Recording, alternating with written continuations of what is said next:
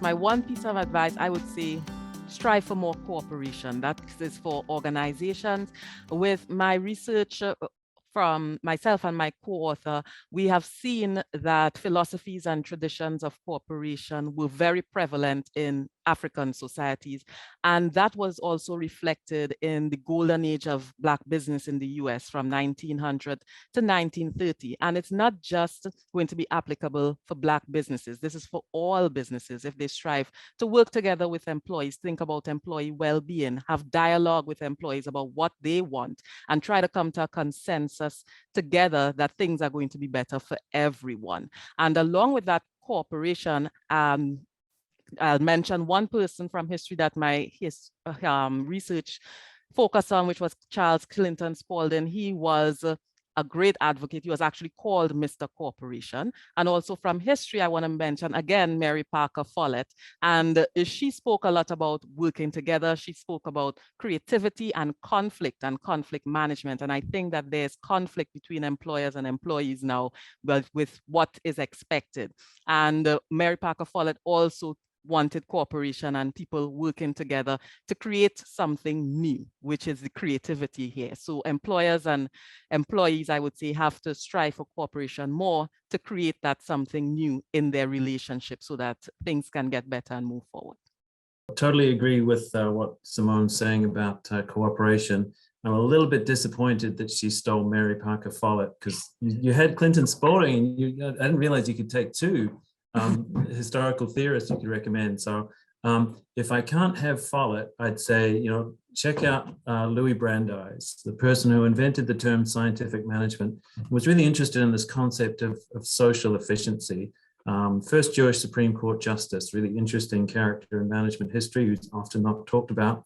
And in being co-creative, I think one of the things that I've really learned from today's conversation is that it's about having conversations. And I think if you're going to have conversations as a manager, I think there's three things that Louis Brandeis was really interested in that I think you should have really challenging conversations about.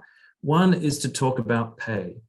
Let's not sweep it under the carpet. Let's talk about pay and how that might work and what's going to work for both sides. Secondly, talk about work rhythms.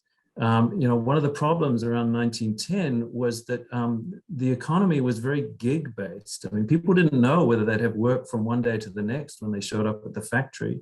And Brandeis was really interested. He saw this as incredibly socially inefficient because people often couldn't make insurance payments or they couldn't pay rent. And this was bad for society and it was bad for organizations. So there they wanted to make work more regular. Maybe the conversations that you need to have now are about, well, what should the regularity of work be? And how can we plan for the regularity that people are looking for? And thirdly, something that Allison said about belongingness, think about the team effects. What does it mean for your team to work hybrid? And what is it that you're trying to achieve for customers or the people that you're serving? Now, I mentioned before that if your reason for asking people to come back to work is just because you say so, I think you've lost the argument. So really think about what is it that you're trying to achieve by bringing your team together? What are some of the social efficiencies that actually happen when people are together or they work remotely in some way? So yeah, I think those three areas: talk about pay, talk about work rhythms, and talk about the team effects that you're trying to achieve.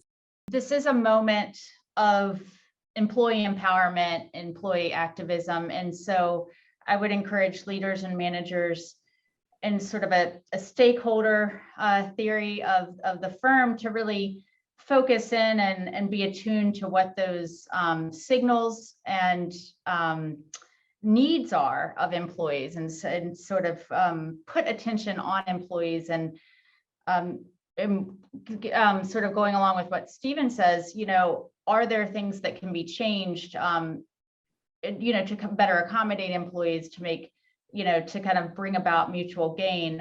So along with what Simone said about cooperation and Stephen said about, rethinking why you do things the way you do, I would say employers could listen and, be attuned to the employee as an important stakeholder. And I would just say before we close, as I think about the things that you all have shared with us so generously today, is And I think about my own engagements with companies is sometimes I'm surprised that companies are surprised that these things are happening, especially given what historians, though I'm not one of them, though you all are, say that these are things that are always happening. So if this idea of sort of don't be surprised, but be ready could be a bit of advice that I would give to leaders and employers, that's exactly what I would say based on today's conversation. So I want to thank you, Simone, Allison, and Stephen, for being here today. I really enjoyed this. This was a nice break in my day. Thank you so much.